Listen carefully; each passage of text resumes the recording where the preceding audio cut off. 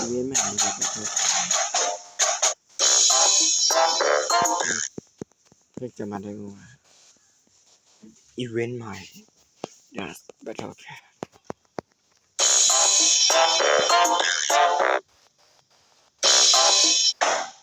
อีเวนต์ใหม่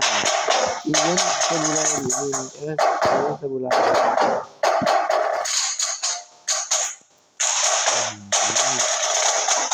มาจากเต้นสู่มาจากเต้นสู่กระดานนี้กันก็ XP อัพไม่ได้นะเนี่ยจากเต็มสูบไปเลยโอเคตัวดำรู้เรื่อง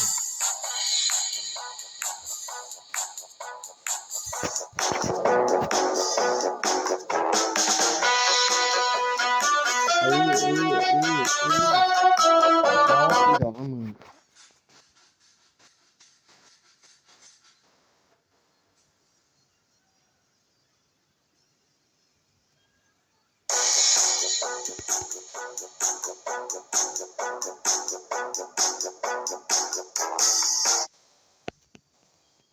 รู้สึกเสียฟรีโอเคแพ้อีเวนต์อะไรวะเราซื้อยากจังหวังว่าเราจะมาเล่นอีเวนต์นี้กันซึ่งจะเล่นมาประมาณนี้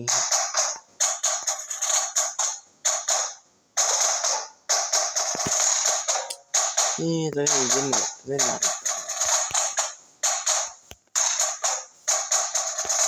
เล่นด่านนี้แล้วกันอันนี้ว่าสนุกนี่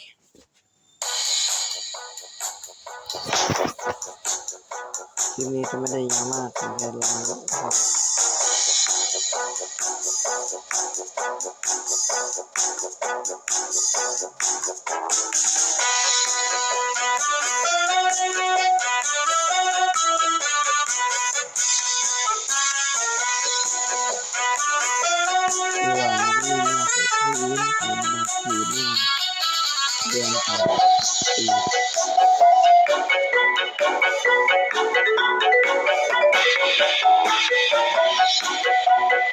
ระหว่างไม่มีเสียงเพลงอะไรด้วย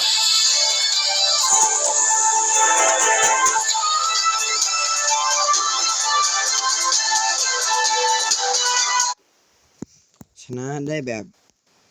อีซี่แบ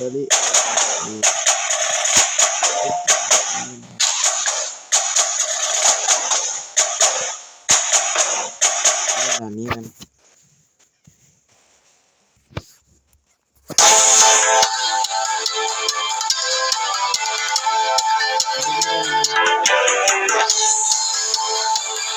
อันนี้ก็เป็นเสียงเพลงใหม่อยู่นะ